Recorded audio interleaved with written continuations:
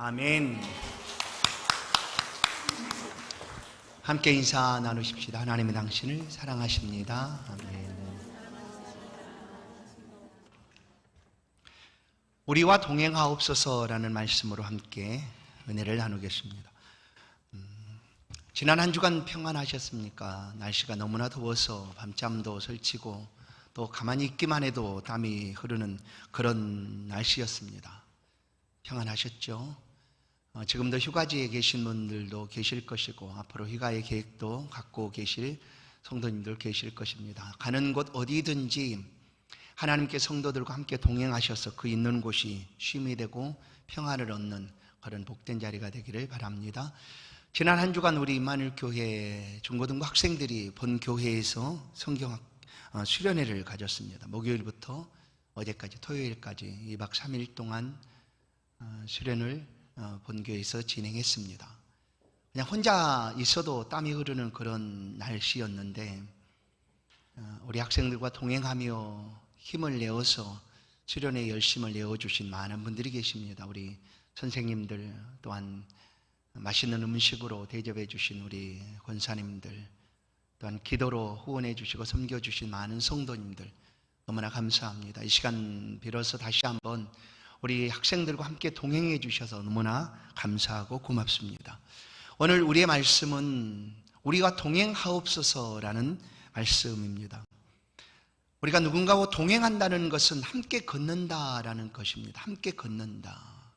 그러나 겉으로 함께 걸어도 사실 마음을 나눌 수가 없다면 그 동행이 온전한 동행이 될 수가 없습니다. 그래서 더 깊은 의미는 동행하는 사람과 아주 친숙한 친밀한 관계를 갖고 함께 살아가는 것이 바로 동행이 아닐까 생각을 합니다. 오늘 우리가 섬기는 하나님 앞에 이 동행의 삶을 살아가고 있습니다. 그래서 그 모습을 오늘 하나님 앞에 예배로 영광을 돌리며 하나님, 내가 하나님을 너무나 사랑합니다 하는 그런 친밀함을 이 자리에서 보여주고 있습니다. 오늘 우리도 고백할 수 있기를 바랍니다. 하나님, 나도 하나님과 동행하기를 원합니다. 아니, 하나님 우리가 동행해 주옵소서. 하나님을 향한 이것이 나의 소망이고 나의 신앙의 고백입니다 하는 그런 결단의 시간이 되기를 주의 이름으로 간절히 축원합니다. 오늘 본문 말씀은 지도자 모세가 시내산에서 하나님으로부터 받은 말씀의 내용입니다. 첫 번째, 하나님 모세를 부르셨습니다. 그래서 40주야를 시내산에 머물면서 하나님 주신 율법을 들었고 직접 받았습니다. 그리고 하나님이 두 돌판에 직접 글을 쓰셔서 십계명이죠. 글 써서 모세에게 들려주었습니다. 이제 40일이 지나고 모세가 시내산 아래로 내려옵니다. 그러나 시내산 아래에는 올라간 모세가 아직도 한 달이 지나도 내려오지 않으니 우리를 애굽 땅에서 인도한 하나님이 누구신가 보여달라 하는 그런 백성들의 아우성 앞에 지도자 아론이 그래 그러면 너희들이 있는 금붙지를 다 가져와라 모아가지고 금송아지를 만듭니다. 그리고 이것이 그 금송아지를 보여주면서 이것이 우리를 애굽에서 인도해낸 우리 하나님이다. 그러자 백성들은 하나님을 눈으로 보았으니 얼마나 기쁘겠습니까? 그래 그 자리에서 금송아지 앞에서 제사도 드리고 축제도 벌이면서 그냥 그야말로 난리가 난 거예요. 이 모습을 모세가 시내산에서 내려오다가 봅니다. 보고는 하나님이 직접 써주신 그 십계명 두 돌판을 집어 던지죠. 깨트립니다. 이제 그 일 있고 나서 하나님께서 또다시 모세를 부르고 있는 장면이 바로 34장입니다. 하나님이 또다시 모세를 불렀습니다. 모세에게 말합니다. 모세야, 너는 돌판 둘을 처음 것과 같이 만들어라. 출애굽기 34장 1절 다듬어 만들라. 내가 깨뜨린 처음 판에 있던 말을 내가 그 판에 쓰리라. 그래서 모세가 이 말씀대로 두 돌판을 처음 것처럼 만들어 가지고 아침에 일찍이 시내산 꼭대기로 올라갑니다. 그래서 하나님께서 모세 앞에 임하시고 모세를 향하여 지나가면서 말씀합니다. 여호와라 여호와라 자비롭고 은혜롭고 노하기를 더디하시는 그리고 인자와 진실이 많은 하나님이다 하며 그 돌판을 준비해 간 모세 앞으로 하나님께서 지나가십니다. 그러자 모세가 그 두려움과 떨림 앞에 엎드리고 이렇게 9절 얘기합니다. 이르되 주여 내가 주께 은총을 입었거든 원하건대 주는 우리와 동행하옵소서. 그 두렵고 떨리는 그 앞에 모세가 엎드려 하나님 앞에 간구하고 있는 거죠. 하나님, 내가 주께 은총을 입었다면 용서하시고 우리와 동행해 주옵소서. 우리가 영원토록 함께 동행해 주옵소서. 이 간절한 모세의 간구는 사실 그의 마음 역시 하나님 앞에 표현하고 있는 겁니다. 하나님, 나도 하나님과 동행하겠습니다. 나는 평생 하나님과 함께 하겠습니다. 그러니 하나님 나와 동행해 주옵소서라고 구하고 있는 모습입니다. 사랑하는 성도 여러분, 우리와 동행하옵소서. 하나님은 우리가 언제나 동행하기를 원하십니다. 만드신 그 순간부터 잊지 아니하시고 나는 너의 하나님이 될 것이고 너는 내 백성이다 라고 보듬어 주시고 말씀을 해주셨지만 인류는 하나님 품을 떠납니다. 죄를 지음으로 하나님에게서 떠나가고 말았습니다. 하나님은 우리가 동행하기를 원하시지만 하나님 우리를 싫어서도 우리를 미워서도 우리를 사랑하지 않아서도 동행하지 못하는 것이 아니라 우리의 죄악으로 인하여 하나님과 동행할 수가 없게 된 것입니다. 하나님이 다가오시면 우리는 멀어질 수밖에 없습니다. 우리가 하나님 앞에 가까이 나갈 수도 없고 동행하기를 원하나 동행할 수 없는 그 상황이 된 것이죠. 하나님은 우리 가운데 말씀하시기를 이사야 59장 여호와의 손이 짧아 구원하지 못함도 아니요 귀가 둔하여 듣지 못하심도 아니라 오직 너희 죄악이 너희와 너희 하나님 사이를 갈라놓았고 너희 죄가 그 얼굴을 가리어서 너희에게서 듣지 않으시게 함이니라. 하나님의 손이 짧아서도 아닙니다. 우리를 사랑하지 않아서도 아닙니다. 바로 죄악 때문에 하나님과 우리 사이에는 멀어질 수밖에 없었습니다. 그 죄악을 해결하지 못하고는 하지 않고는 절대로 하나님과 동행할 수가 없게 된 것이죠. 모세는 주 앞에 지금 구합니다.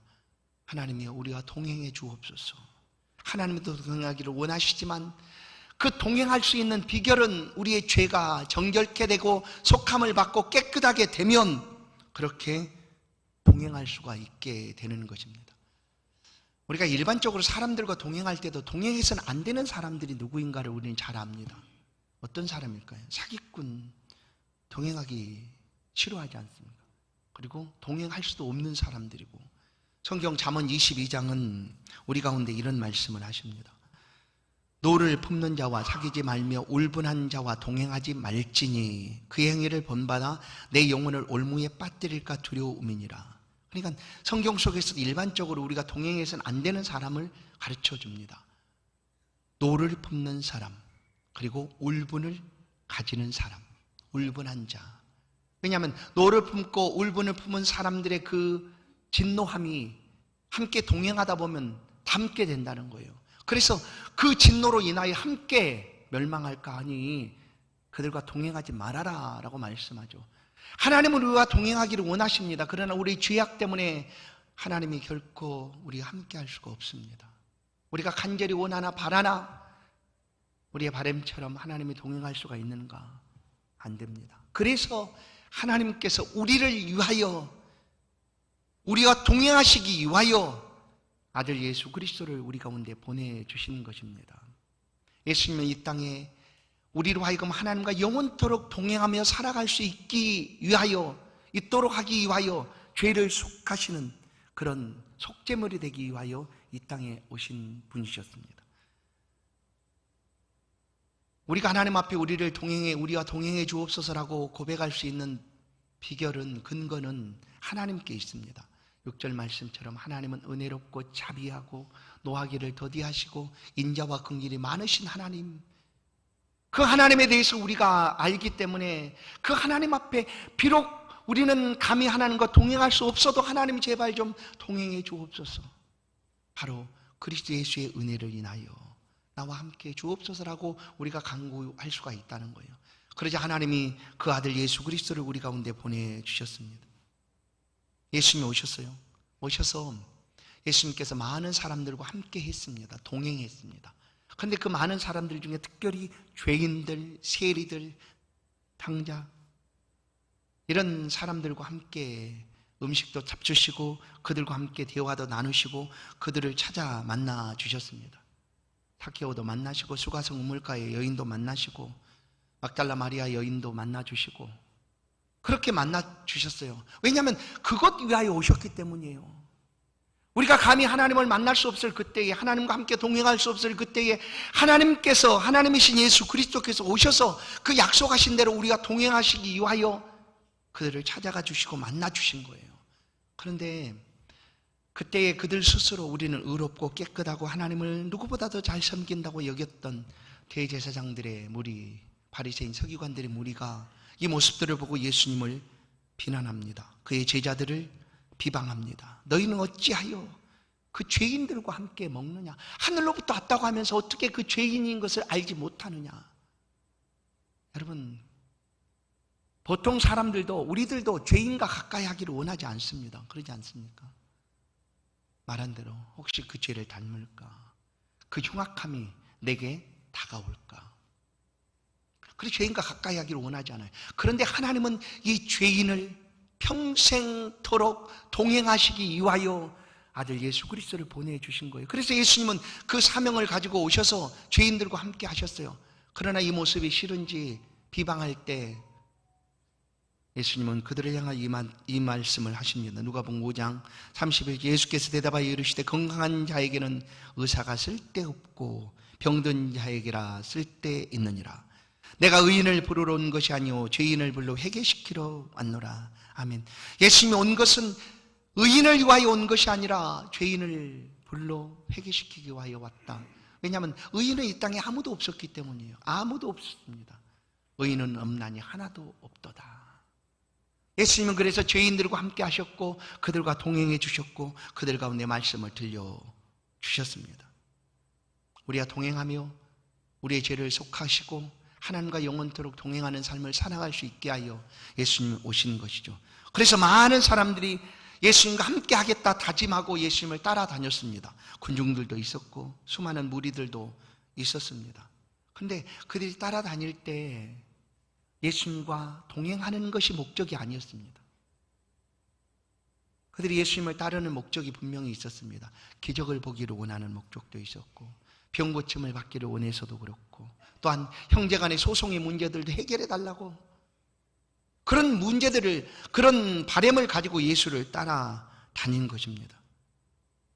그런데 예수께서 이 땅에 오셔서 우리 함께 하시기 위하여 이제 십자가를 지시는 그 순간 정말로 예수님과 함께 해야 될 사람들이 있어야 되는 그 순간 예수님을 따랐던 많은 사람들은 그 곁에 아무도 없었습니다. 제자들도 예수를 배반했고 예수를 향하여 소리쳐 호산나 외쳤던 사람들도 그 손을 들어 십자가에 못 박으라 소리쳤습니다. 손을 들어 돌을 들어 치기도 했습니다.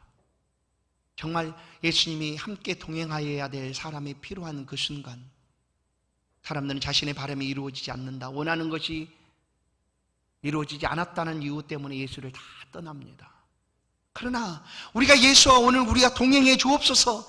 다른 것이 아니라 우리와 동행해 주옵소서. 예수님 우리와 동행해 주옵소서. 예수님이 나에게 어떤 기적을 보여주지 않아도 좋습니다. 예수님이 내 삶을 성공으로 인도하지 않아도 좋습니다. 내 소유가 불어나지 않아도 좋습니다. 내 모든 문제가 해결되지 않아도 좋습니다.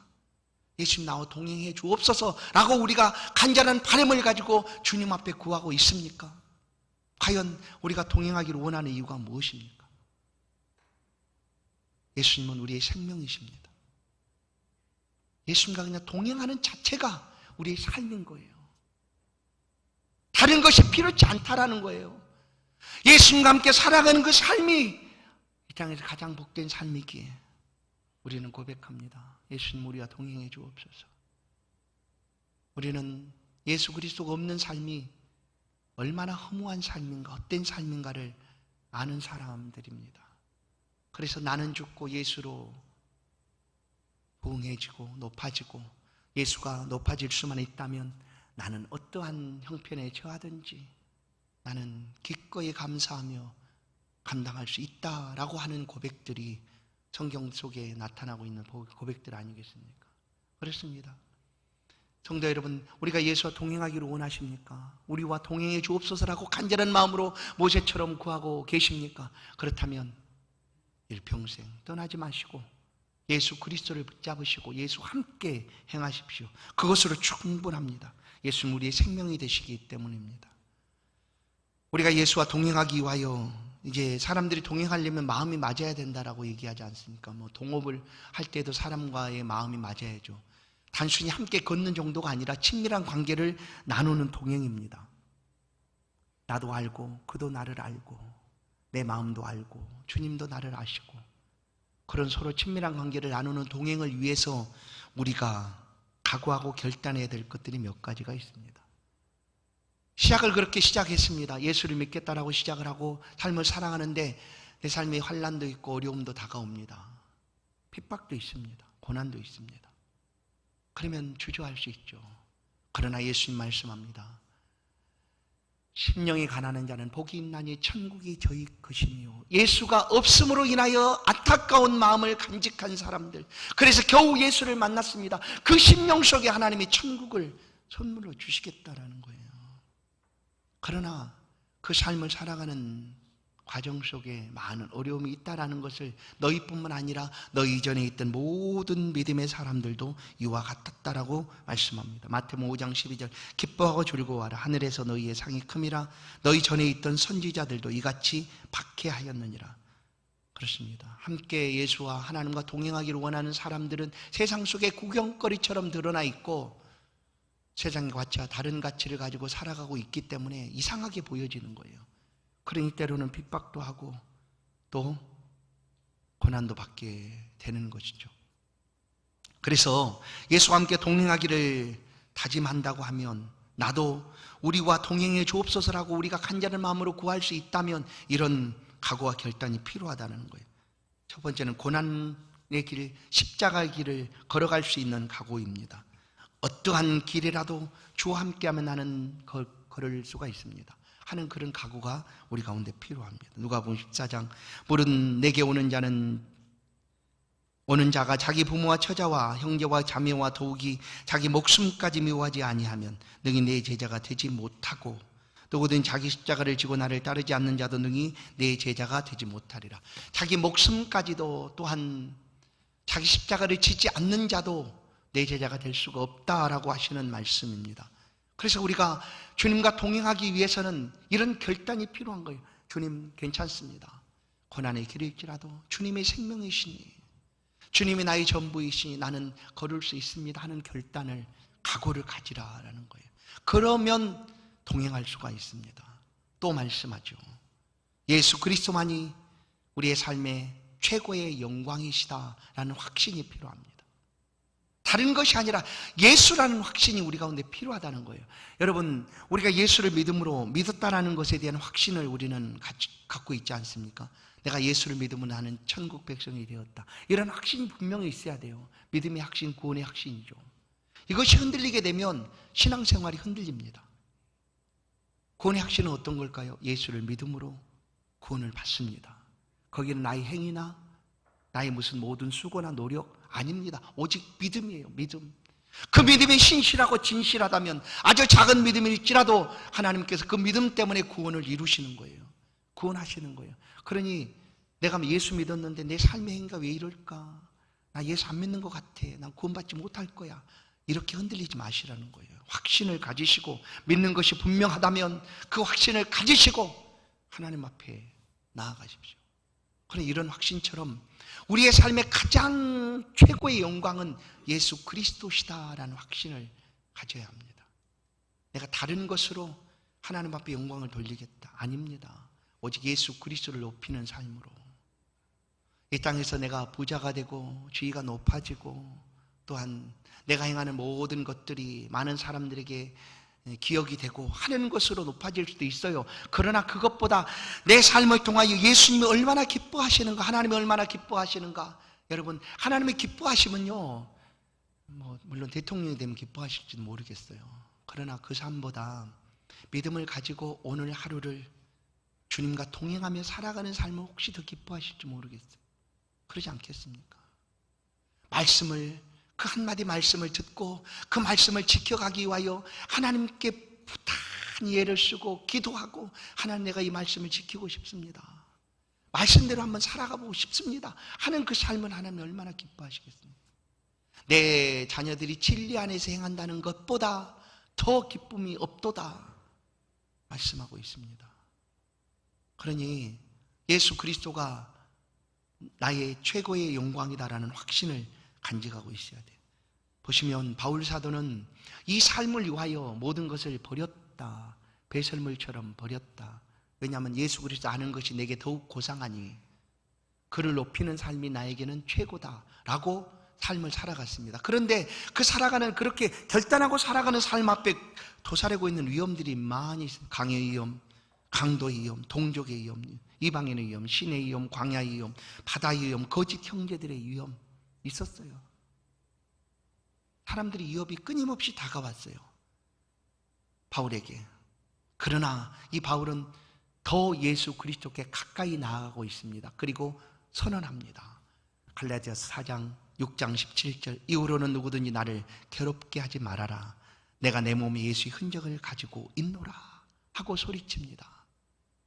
사람들이 끊임없이 위협하고 대적하고, 그러면 그럴수록 그는 고백합니다. 아무리 그렇게 한들 내 안에 예수 그리스도의 흔적이 사라지지 않는다. 내 안에 그리스도의 흔적이 있다. 나는 예수의 사람이다. 나는 예수와 여전히 동행하며 더 담대히 나아갈 것이다 하고 자신 있게 선포하며 살아갔다라는 것이죠. 그 삶을 마치는 그때에 바울을 통하여 주시는 하나님의 말씀이 우리 가운데 있습니다. 그것은 바로 디모데후서 4장 7절 8절, 나는 선한 싸움을 싸우고 나의 달려갈 길을 마치고 믿음을 지켰으니 이제 우로는 나를 위하여 의의 면류관이 예비되었으므로 주 곧 의로우신 재판장이 그날에 내게 주실 것이며 내게만 아니라 주의 나타나심을 사모하는 모든 자에게도니라. 아멘. 주와 동행하기 위하여 모든 것을 버리고 그와 같은 위험 속에서도 오직 주를 위하여 삶을 살아갔던 바울의 고백은 하나님이 마지막 때에 그에게 의의 면류관을 주실 것이다. 그러나 나뿐만 아니라 이와 같은 하나님과 동행함을 삶을 살아가는 모든 믿음의 사람들에게도 동일하게 주실 것이다 라는 약속의 말씀입니다. 또 우리가 결단해요. 어디든지 주와 가겠습니다. 어디든지 아골골짝 빈들에도, 그냥 소망의 골짜기가 아닌 그 죽음의 골짜기에도 주님이 가신다면 나도 가겠습니다. 아니 주님이 계시면 나도 그곳에 있겠습니다 하는 그런 결단이죠. 어느 날 예수님께서 이제 십자가를 지셔야 되는 시간이 다가오고 제자들에게 그 고난 받으심에 대해서 말씀을 합니다. 내가 십자가를 지고 3일 만에 다시 살아나게 될 것이다 하는 고난을 예고합니다. 그러자 제자들이 마음이 요동을 하죠. 그때 베드로가 예수님께 말합니다. 주여, 요한복음 13장, 시몬 베드로가 이르시되 주여 어디로 가시냐이까? 예수께서 대답하시되 내가 가는 곳에 내가 지금은 따라갈 수 없으나 후에는 따라오리라. 베드로가 이르되 주여 내가 지금은 어찌하여 따라갈 수가 없나이까? 주를 위하여 내 목숨을 버리겠나이다 하고 베드로가 어디를 가시든지 내가 주와 함께 하겠습니다라는 고백을 해요. 그러나 베드로는 넘어집니다. 말고의 길을 칼로 내리치고 그 밤에 예수를 저주하며 떠나버립니다. 그렇게 떠났던 베드로가 부활하신 예수 그리스도께서 갈릴리 바닷가에서 그를 만나 주십니다. 그리고 나서 다시 돌아와 예루살렘에 서서 예수 그리스도의 말씀을 전하고 일평생 주와 동행하며 삶을 살아가는, 그가 고백했던 그대로 내가 어디를 가든지 주와 함께 하겠습니다, 목숨까지도 주를 위하여 버리겠습니다 했던 그 고백대로 베드로가 삶을 살아갑니다. 우리도 하나님과 주와 동행하겠다라는 결단은 이런 결단인 거죠. 어디든지 어디서든지 주와 함께 하겠습니다. 그래 베드로가 이제 순교의 자리에 서게 됩니다. 순교당하여 죽습니다.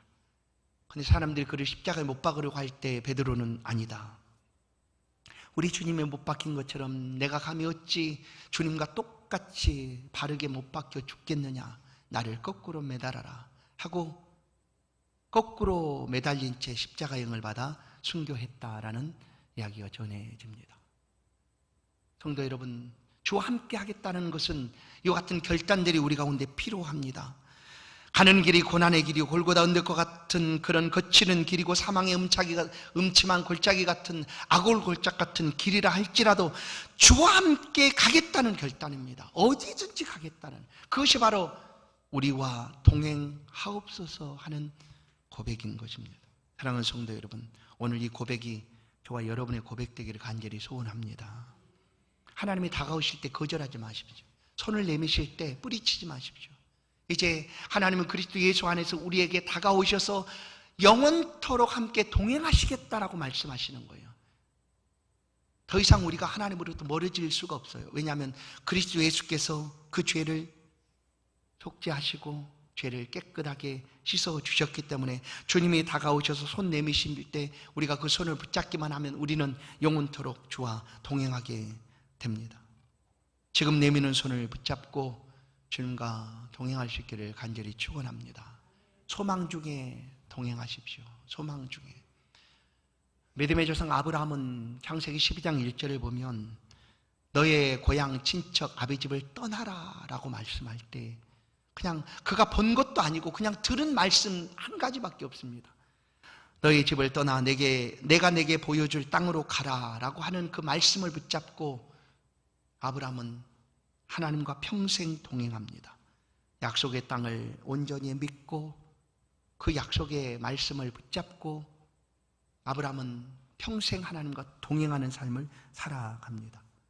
오늘 우리에게도 주 예수를 믿으라 그러면 너와 내 집이 구원을 얻으리라, 하나님의 자녀가 되는 권세를 주시는 이런 모든 약속들이 우리 가운데 있습니다.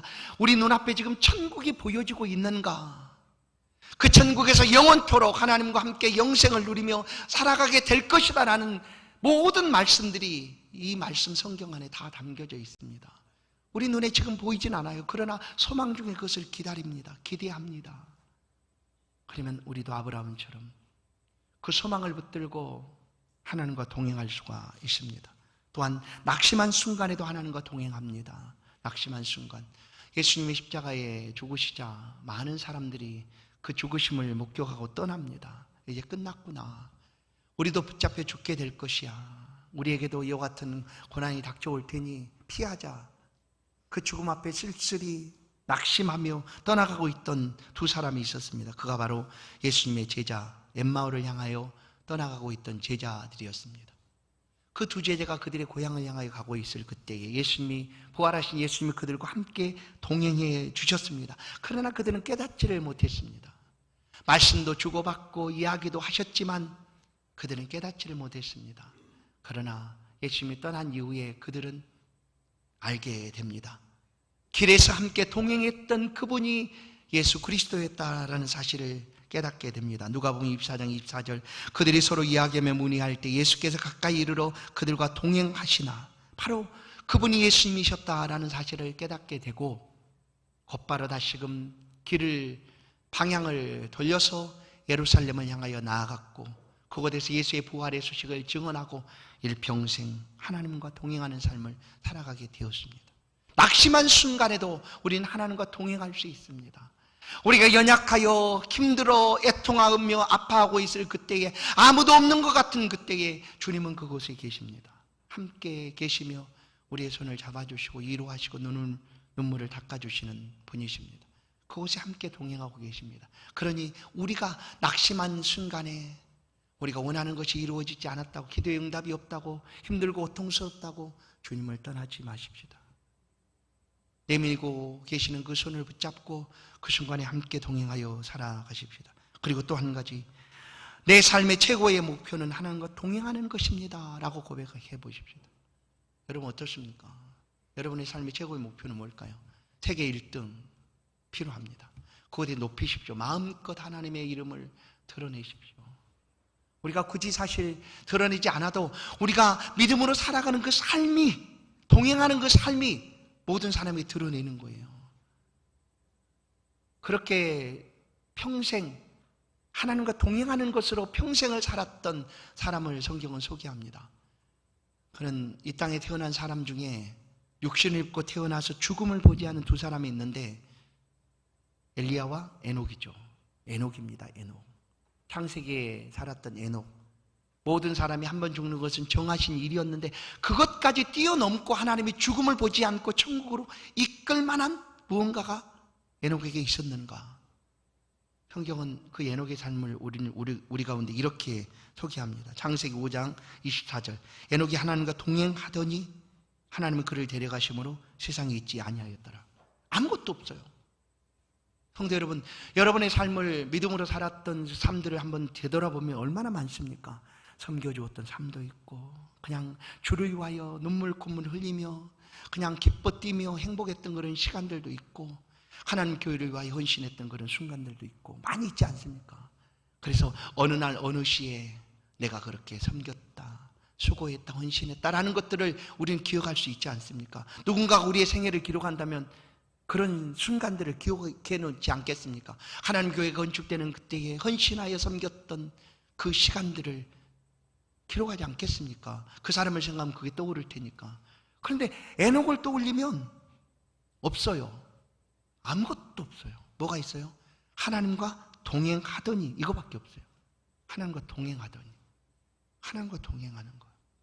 여러분, 하나님과 동행하는 것이 죽음도, 모든 사람이 죽어야 되는 그 순간에 죽음까지도 뛰어넘을 만큼 하나님께서 에녹을 이끌 수 있는 요소가 바로 동행이었습니다.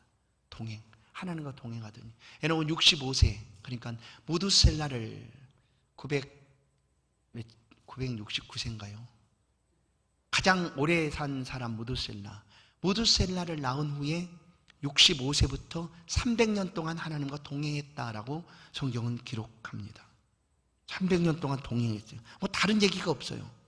그 어느 날 300년이 지난 365세가 되었겠죠.